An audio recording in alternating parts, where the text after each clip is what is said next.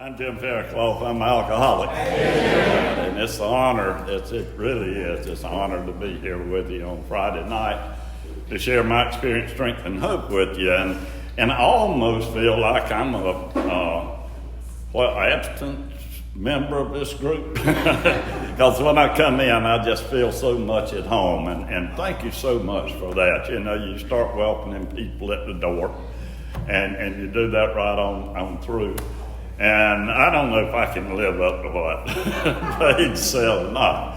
But, you know, in the back of my mind, I'm not sure this is true. But I think this spot that I speak on the last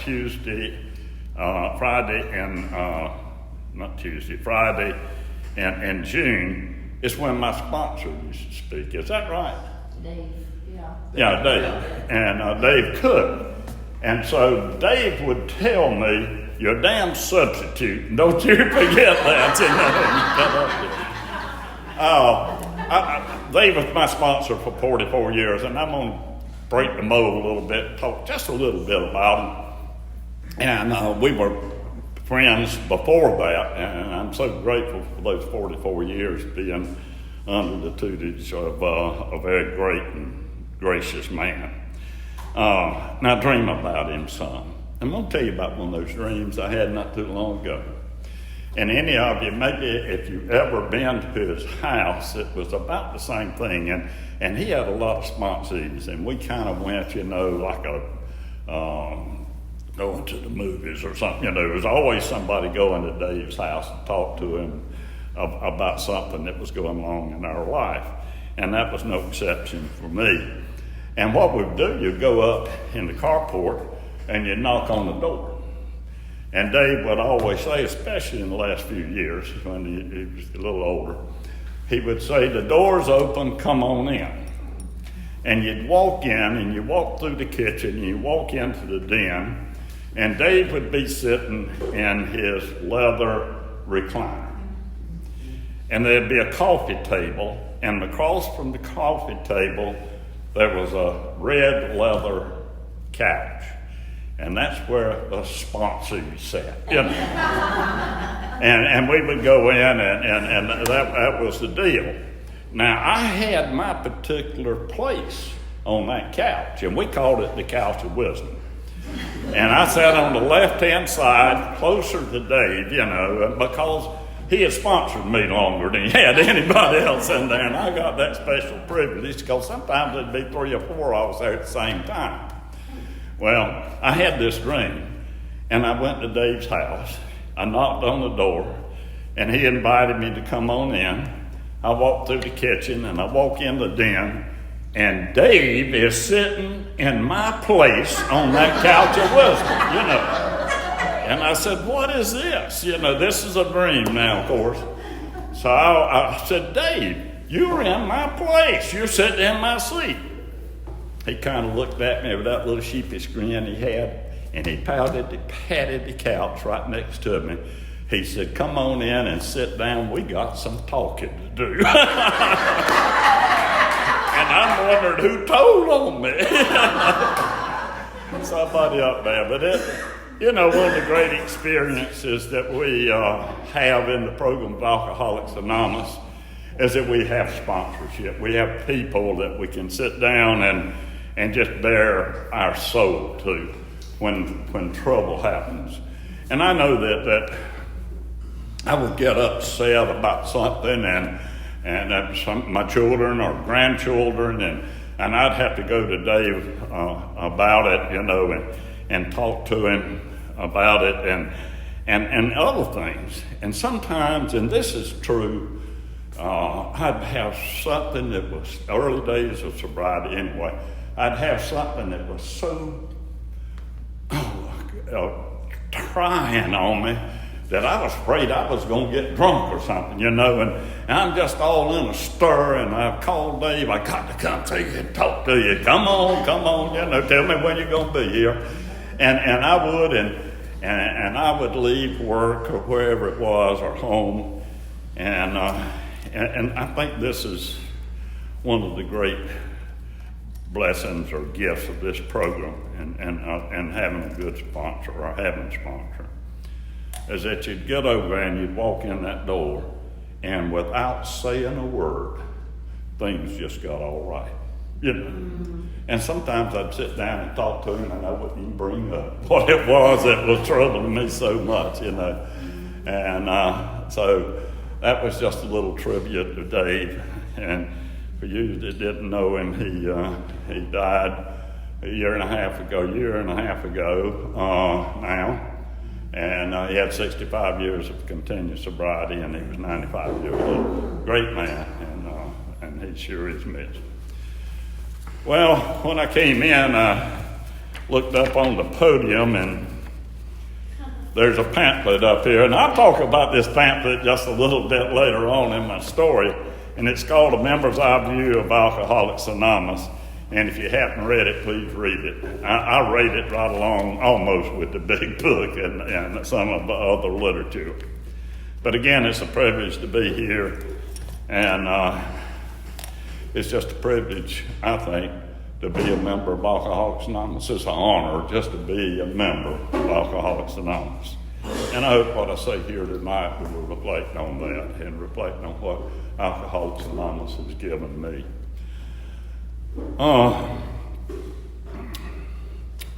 So I don't even know where I'm at now. I got off on something else, and I got off on a routine, but I'll pick it up.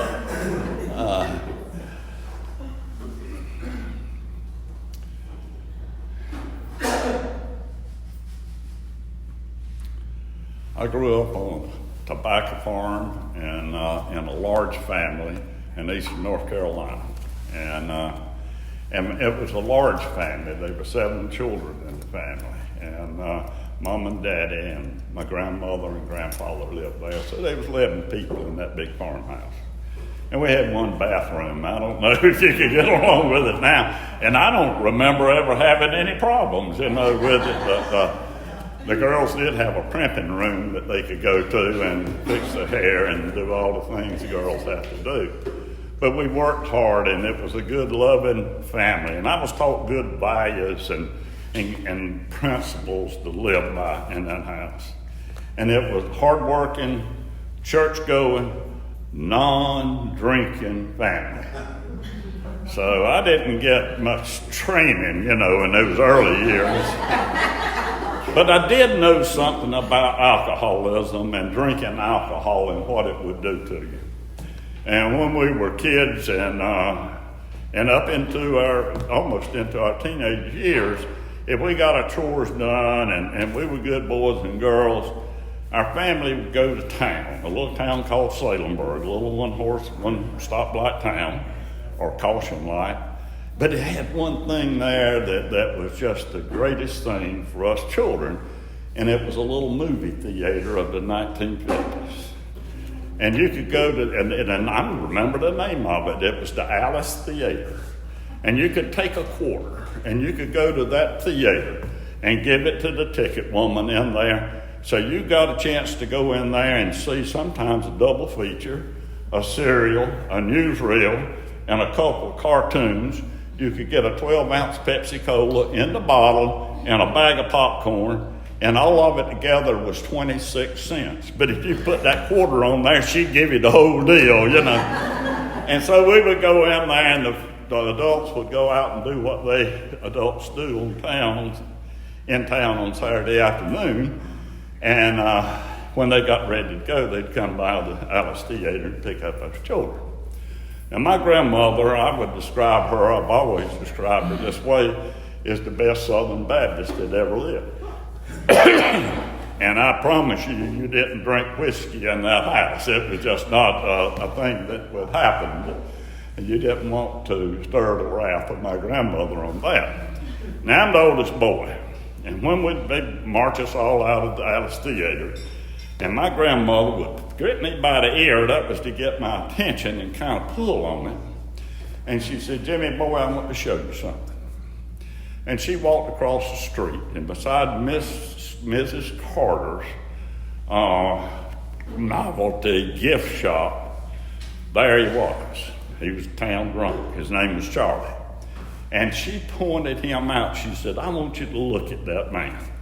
And Charlie had gotten tired. You know, a good drunk or alcoholic don't stay home on Saturday afternoon. He's got to go to town where everybody can see him, you know, in his glory. And Charlie had gotten tired, and he had gone to sleep laying over there beside Miss Carter's gift shop, you know.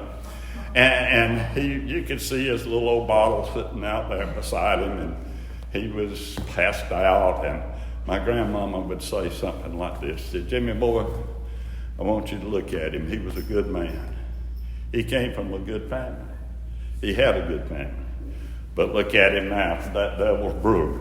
That liquor got hold of him. He's a sorry, wasted, and defeated man. And when he dies, he'll go straight to hell. And it will make a chill run right down my backbone. It still did. I felt it right then, you know. And so the knowledge of what alcohol would do to me kept me away from the drink until I was 15 years old. And I like to tell about the story of that first drink. I'd gone down to the local hangout at the little driving grill in the 1950s called Honeyland. And there I met up with my best buddy, Jeffrey. Now, Jeffrey and I shared everything. We didn't have any secrets between us. And Jeffrey and I were there for one thing. We were trying to catch a ride over to the neighboring town to a high school basketball game. And we were sitting in there, and not long this car drove up. It was cool. You know, he drove up, this guy drove up. You remember Happy Days? You remember Fonz? He was our Fonz, you know, in the neighborhood. He had everything going for him.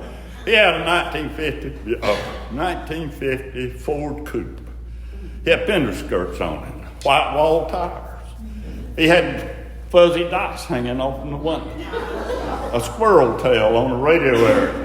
Had loud mufflers on it. Everything that I wanted, the radio would turn wide open, and Elvis was singing whatever Elvis was singing, you know. And he comes sashaying in Honeyland and looked at me. Oh, he dressed the part too. He had the coolest hair. He had a ducktail, you know. They combed it back in the back.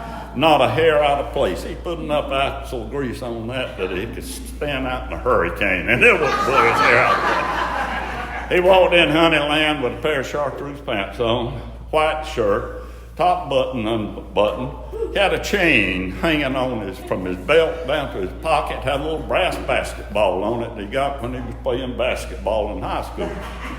And he walked in and he looked around and he saw me and Jeffrey. And he said, you boys want to go to the ball game tonight? Well, by the time he said that, we were in the car. We were ready to go, you know. Now, I had no intentions. I didn't even have a thought that I was going to do anything like take a drink of liquor that night, you know. We went to the ball game, and it was nice. And after the ball game, we went back and got in that 54 to come home. And then Fonz and his buddy pulled out a jar of whiskey. And Fonz turned it up and took a drink, a little Lucky Strike cigarette, and chased it with a Pepsi Cola. His buddy did the same thing and looked in the back seat. Said, you boys want a drink? We're 15 years old. Back then, 15 was 50. You know, now 15 is 25. But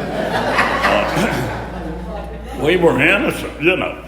And we were sitting in the back seat, and I'm thinking, I'm sitting in a car with somebody that's just took a drink of liquor, you know.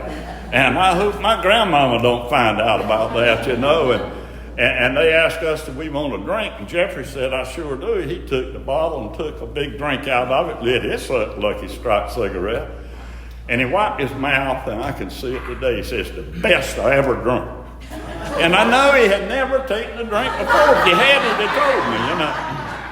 And they're looking at me, and here's my thought. I'm not going to take that stuff, that sinful stuff. My grandmama's told me about what it'll do to you. And I'm mad that you even offered me a drink. And I'm so sad for Jeffrey because he's taking a drink. That's what I was thinking, but when they looked at me, I said, give me the jug too. Oh, Lord. I'd heard about the boys tell about, you know, drinking and what goes along with it, and I kind of felt like maybe I wanted to do some of that too, you know. So I took a drink out of that bottle at 15 years old, and it changed my life. Instantly, that night, it changed my life. No longer was school important in my life and good grades. No longer was sports a part of my life. It was part of it, but the main thing was, when can I get off with those guys, Jeffrey and I, and we can get another bottle. Now, I don't know how much I drank that night, but the last thing I remember is when we pulled in Honeyland, those guys, those older boys trying to get the jug away from me and Jeffrey, we wouldn't give it to them. We had that thing. Shortly after that, I got sick, I threw up, I passed out, and I got in trouble. Maybe that's the story of my drinking. I drank through high school and was able to graduate with some trouble, but not a whole lot. But the drinking was always that crazy, out of control teenage drinking. You know, you go somewhere and you get something to drink, you drink it just as fast as you can so you can get drunk just as fast as you can and do crazy things, get sick, get in trouble, pass out, throw up, and all those things, but you went back and did it again. So I went off to college. My mama and daddy made sure that all of us could go, and there were 7 of us children, and I'm the only one that didn't graduate from my 4-year school. I did manage to go 2 years until they kicked me out, and I never could find anything I was real good at in school except partying and drinking, and I would say all that. I'm telling you, it was a mess. Had a little bit of sense left, though. Before I even told her, I was dating a pretty little blonde-headed girl. God, she was so pretty and nice. And she was in school, and she was a freshman. And we were dating, and we were dating. We were close. And I said, I better ask that girl if she'll marry me before all this stuff hits the fan, you know. And she said yes, and she said, when do you want to do it? I said, we'll get the license next week, and we'll go to Dillon, South Carolina, and we'll get married, you know, the next weekend. And we're still in school, and that's what we did. She agreed with it. By God, she didn't know what she was getting into, you know. But I want to tell you this. However you get married, I don't think it makes any difference whether it's a big church wedding or going down eloping like we did, going down to Dillon, South Carolina. But it's what you do after you get married. And this past May the 20th, me and that little girl celebrated 62 years of continuous marriage. Now, I give her credit for it. She went through a lot of stuff with me, and she persevered, and I don't let a day go by without telling her how much I love her and how much, you know, that I appreciate what she did. I was one of those people, when I got sober, and I'll get sober in a few minutes, that I had a family that supported me in my sobriety, and that was important. And the people that I sponsor today, I try to talk to the family if I go talk to them and get them involved in the recovery program also. But anyway, got married. We started working. I got put a few deals together and bought a little grocery store in the town I grew up in, a little IGA store. And it didn't seem big enough for me, and after about a year and a half, the store in Raleigh came available. Winn-Dixie was a vacational store. And I put a bid in for it and got it. And now I'm picking up my family. By this time, it's my wife and 3 children. And we moved to Raleigh and start, to carry on with our life. And I opened that little grocery store. Now, if the walls of that grocery store could talk, the after hours of that grocery store, it would be something to behold, you know. I did most of my drinking in the basement. It had a full basement in the basement of that grocery store. And by the time I got that store and 2 or 3 years later, and things looked pretty good to start with. It was not looking bad, and I got angry. I was an angry person. I didn't like me. I didn't like the business that I was in. I didn't like my store. I didn't like my customers. I didn't like my employees. I didn't like the government officials that regulated my business. They were always out after me, and it was a horrible way to live, just angry all the time. And the only time I could get any relief from it, after we'd close the store for hours, I'd go down in that basement and I'd pull out that bottle of whiskey. Now, I'd been sipping all day long, but I'd pull out that whiskey and I'd sit down and, we talk about inventorying and the Program of Alcoholics Anonymous. I inventoried back then, I wrote those people's names down that I didn't particularly like, and how I'm going to get back at them. Horrible way to live. And I'd sit down there and I'd suck on that bottle until I passed out. Wake up later on in the night, either to get back home, or sometimes I didn't even do that. I just stayed there. But one night, it was a Saturday night, as I recall. I was sitting down there drinking, and I was thinking about how the poor me's, how bad life was for me. I wanted somebody to drink with. It just was an overwhelming feeling. So on Saturday night, in downtown Raleigh, opened up the back door of a grocery store after 12 o'clock, and the first guy that walks by, he said, "Buddy, you want a drink?" Hell yeah, he wanted a drink. He was out looking for one, And I said, "Come on in." He said, "You got any?" I said, "I got a whole store full of it, I got wine on the shelf, beer in the cooler. I got a bottle of whiskey here, and come on in and we'll party." So we sat down and we got drinking and we got drunk. We were drunk. I don't know this guy from Adam. I'd never seen him before, and I was telling him about all those people, and he was the best drinking, but he agreed with everything I said, And so sometime during the night, he said, "Isn't there something else we could do?" He said, "Just sit here. I'm tired of listening to you," or something of that order. And he said, "Haven't we got something we can do?" I said, "Have you ever shot a .38? He said, "What's a .38? I said, "It's a pistol. You put bullets in it, you pull the trigger, and they come out." He said, "You got one?" I said, "Up in the office, and I got a box of shells, too." He said, "Go get them."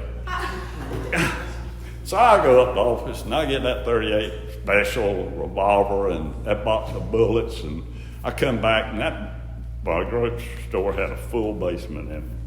So we went to the back of the basement, and we got some bales of grocery bags and magic marker and put a bullseye on them. And then we go back and we start shooting. We both drunk. We miss a lot. They were brick columns on the brick dust was flying. There was vinegar running out on the floor. We missed more than we hit, Mustard splattered up on the wall, but we were having a good time, and we were just a block and a half from Central Police Station in downtown Raleigh. I wonder if they hadn't come down there and locked us all up, me and him both. So sometime during that, I went to sleep. I passed out, that's what I did, and an hour or so later, I came to. And you can remember when you're in that situation what's partial things that happened. I could remember the gun, I could remember him, and I got to looking around, I couldn't find him. And I said, "God, you reckon I've killed him?" And so I started looking for him, and I couldn't find him, and I looked at that mess, and it was a mess, and the bag boys and employees came in the next day. What in the world is going on down here, And the bag boys were complaining about the grocery bags. They were paper bags back then. Every time they'd open one, had bullet holes through it. I told them I bought them like that. Go on and use them. And that's a funny story, I guess. It's a sad story, too. And there's many more of them, just so many more, and we don't have time to dwell on all of them. But the reason I tell you that story, that after I got sober in the program of Alcoholics Anonymous, I got the opportunity to go over to Central Prison and take meetings over there. And there was 21 men in that meeting at the Triangle Group in Central Prison. And I remember going up there with about 4 or 5 years sobriety, nervous and scared. What am I going to do? You know, I've never been in prison. What am I going to do? You know, what kind of meeting do they want?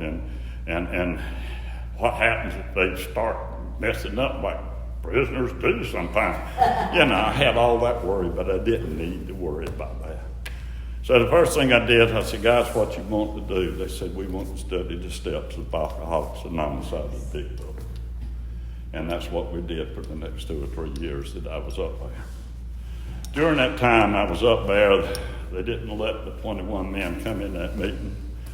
The guards brought a new man. Somebody got shipped off. Now, these guys that I'm meeting with were lifers. They weren't going to get out. Very few of them. They brought a new man in, and as the meeting was getting started, and I'm leading the meeting, and I'm looking at him. I'm looking at John sitting over there, and I said, I think I know him. And I couldn't remember where. So after the meeting went out, I introduced myself and shook his hand. He said, man, I think I know you. He said, hell, I know you. You're that crazy grocerman with the 38. All right, God looks after drunks and fools, don't he, you know? And, but that was a privilege for me to do that.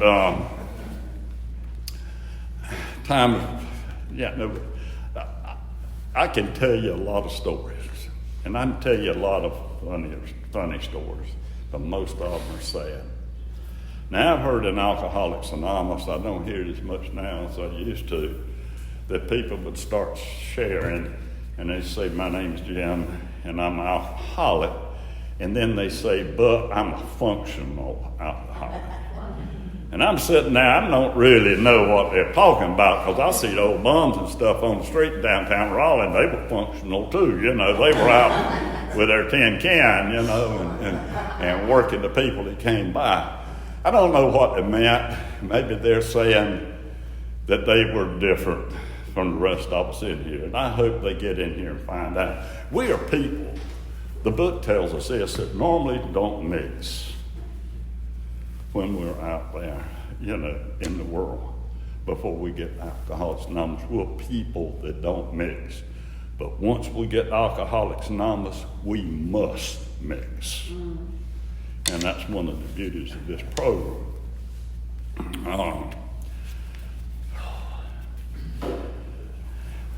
I can tell you this. I don't know whether I was a functional alcoholic or not, don't care. But I can tell you this, I was the worst kind of alcoholic that there was, the very worst. I didn't have the decency to get out there on the streets and the back alleys or wherever it was, or to leave.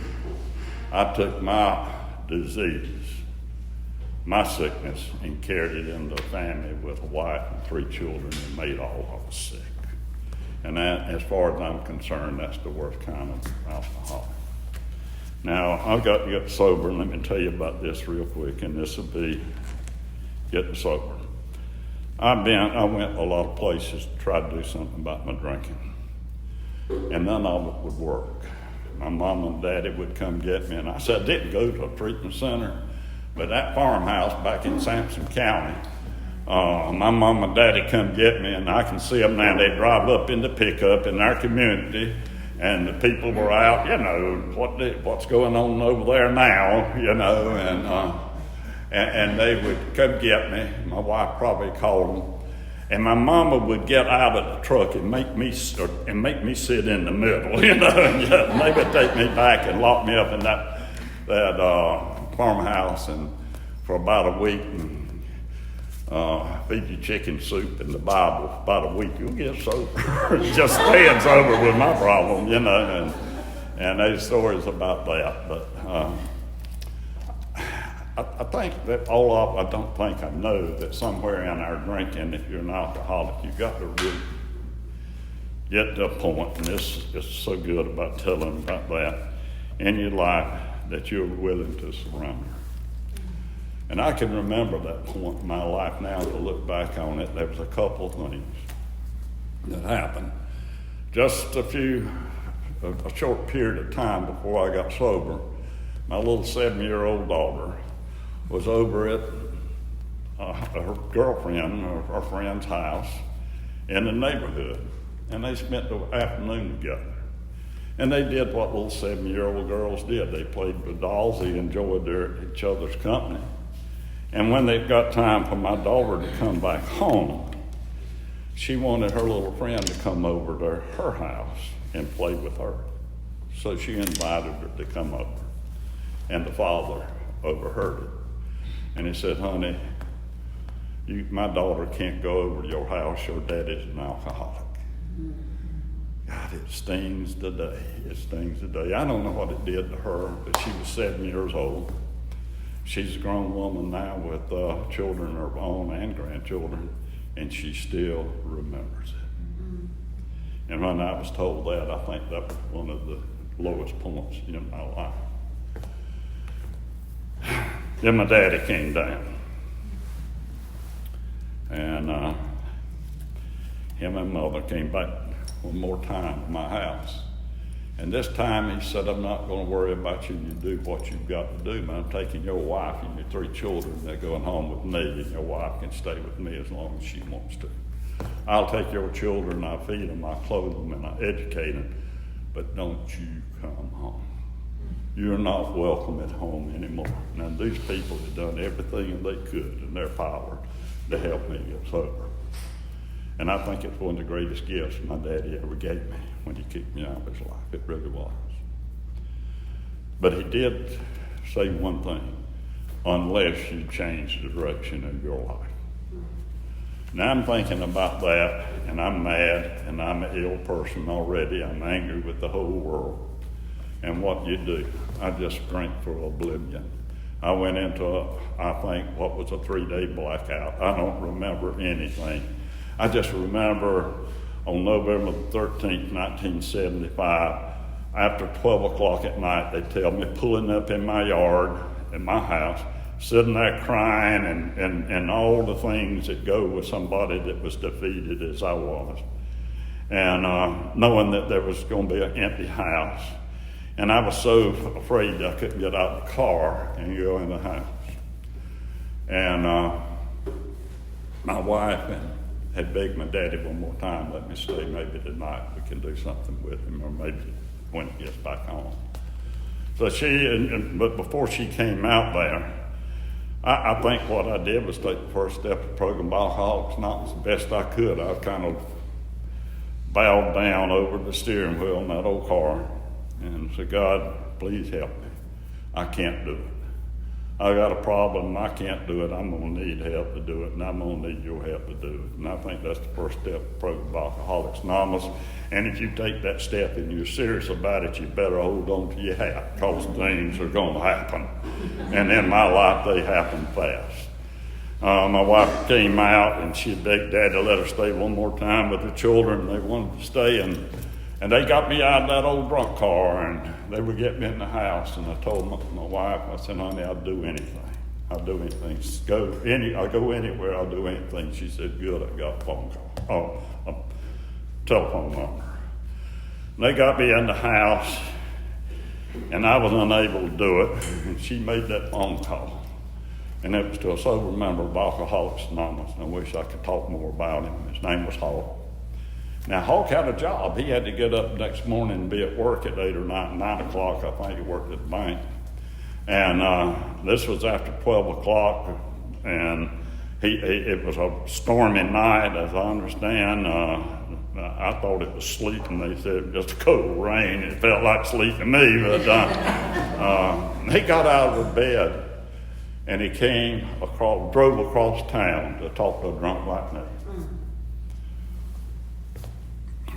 And one of the things he did, and it probably saved my life, and listen to this. And John and I talked about this about a week ago. And I think that we're missing it sometime in the program of Alcoholics Anonymous. This man was making a 12-step call on me. When he walked in the house, he had a big book, and he had a handful of literature. And he had this pamphlet right here. And he said, when he got around to talking to me, he said, I want you to read the big book, and I want you to read this pamphlet as soon as you can. But he did one more thing that probably kept me from going out and getting drunk again. He talked to my wife and my children first. And he went in a room and he told them, without me being there, that there was a program for them called Al-Anon, that his wife was a member. And he would have her, with her permission, to call her, my wife, the next day. So they knew something about the program Recovery for the whole family. And then he came in to talk to me. I'm belligerent. I'm mad. I'm hurting. I'm sick. I'm dying. And I know it. And I'm hopeless. I'm completely hopeless. And he came in and sat down with me, and I was kind of like Dr. Bob when Bill came to Cyberland guest house. I gave him about 15 minutes, and that's all I could take. I've been prayed over, sweared at, and lectured to enough. I don't want to hear that, But he did something different than all those other people. He sat down, and he told me a story.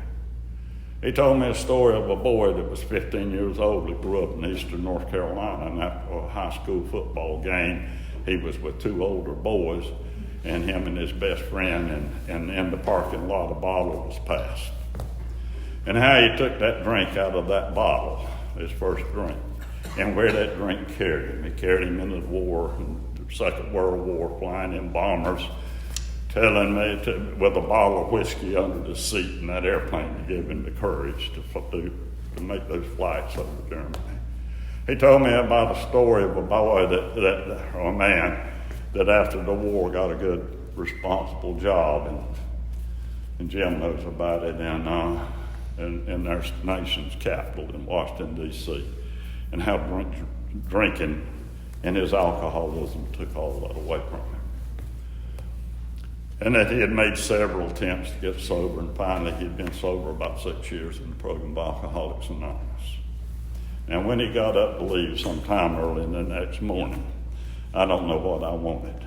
I don't know where I wanted sobriety. I don't know where I wanted to go to Alcoholics Anonymous. I didn't know anything about it except what this man had just told me. But there was one thing I did know without a shadow of a doubt. I wanted to be like him. He attracted me right into the program of Alcoholics Anonymous. And I followed him right on into AA, and he was my sponsor for about 4 years. And I'll never forget it. Real quick, 35 years ago, I moved from Raleigh to Kenansville. And I'm sitting in there, and I'm starting to go to meetings, and they don't do it like we used to do it in Raleigh. I called my sponsor and told him that they don't do it right, And I said, I'm having trouble telling them how to do it. They're not listening to me. He said, don't you mess up those groups down there, and you told me what to do. And anyway, it was kind of a time period in my life when I moved down there that I was missing my home group back in Raleigh. And I hadn't adjusted there yet and got a home group. And I don't have all my sponsees and my sponsor and all back in Wake County. And I'm kind of down a little bit. So I get a phone call one night. I haven't been there long. And I'm going to tell you exactly how that phone call went. He said, they locked me up in that damn Wilmington treatment center for 28 days. That's the way he was talking. He didn't tell me who he was. He said, and I left after 5. He said, and I was walking out of that building, my sponsor or therapist, whatever, called me back. And he said, you're going down to Kenansville and want to stay sober and alive. You better go look for Jim Fairclough and go to some meetings of Alcoholics Anonymous with him. The reason that guy, his sponsor, this therapist could do it, I'd given him permission to use my name anytime anybody was coming there and other people. He said, can you help a drunk? Now, God works in mysterious ways. We all know that because we're sober and we're here. And I think sometimes he looks back and he just kind of laughs at what he's going to give us, you know. And he was going to give me a gift that night, and I said, okay, where do you live? And he gave me the direction to his house, and it was over at the country club, and I hadn't been over there that much, you know, and I certainly wasn't a member. And so I got the address. I went and got me a copy of the Big Book. Handful of literature, including this one. And I'm driving over to a country club, and I find a house, and I go up and knock on the door. And a man comes to the door. And I'm 12-stepping the brother of the man that 12-stepped me 20 years before in another city. Doesn't that tell you how Alcoholics Anonymous works in our lives? He became just a great member of Alcoholics Anonymous. He had a little problem to start with. He was an older man, and he was a country lawyer. And after about 2 years of sobriety, he had a heart attack. He was in the hospital, local hospital, and he was in the intensive ward and care ward. And he was all the stuff that they do in there, all the stuff that was hooked up to him. And I'm about to know his family some, so I went over to the hospital in the waiting room to sit with him. And his daughter was a member of Al-Anon, and she knew me, and she knew that I was sponsoring her daddy. And she said, you know, I can fix it. She was a nurse. She said, I can go back there and unpull the curtain up, and you can see Daddy. You can't go in there. They wouldn't let anybody but a nurse and one family member, I think, go in. And I said, I'd like to do that. So she did that, pulled the curtain up, and I slipped down the hall and looked in there, and Rivers saw me. And he made the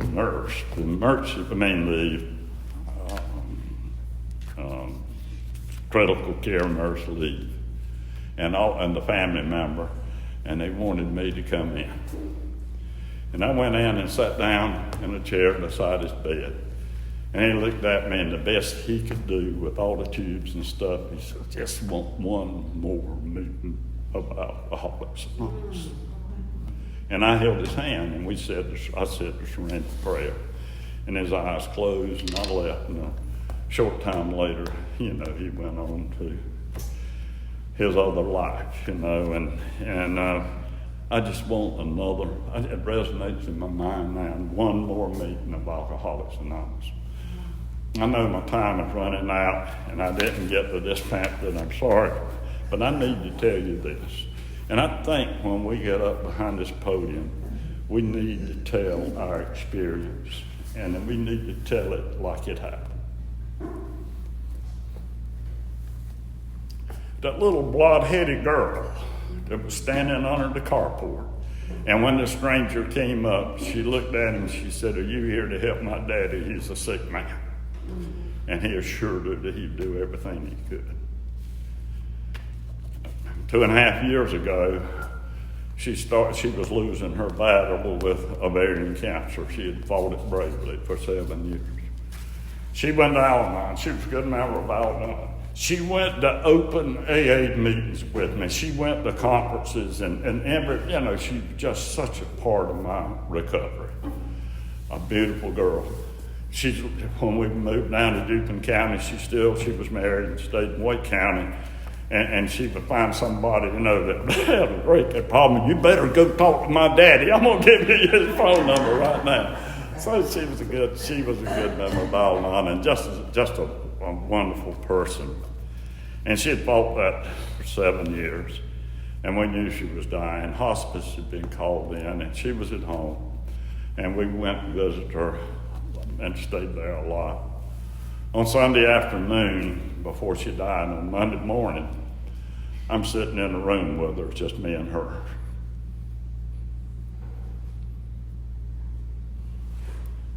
Karen hadn't moved all day that day. She had never opened her eyes. She had never moved her hands. She had never tried to turn over. She was just laying there in comatose, with her eyes closed. And the only thing was the breathing, that sometimes it was erratic, and that would scare you to death. So I'm sitting there beside her. And she had her hands were like this. So I took my 2 fingers and I put it in her hand. And I started talking. I don't know how long I talked. I think about 30 minutes. And I was telling her how much she meant in my life. And I've told her stories about her as growing up as a kid, you know, and all those good things, and how much she meant to me. And I just talked and talked and talked, and they told us to do it. She still hadn't moved. And all of a sudden, I just stopped talking. And I didn't understand that. I think I was in mid-sentence. I just stopped talking. God had a plan for me.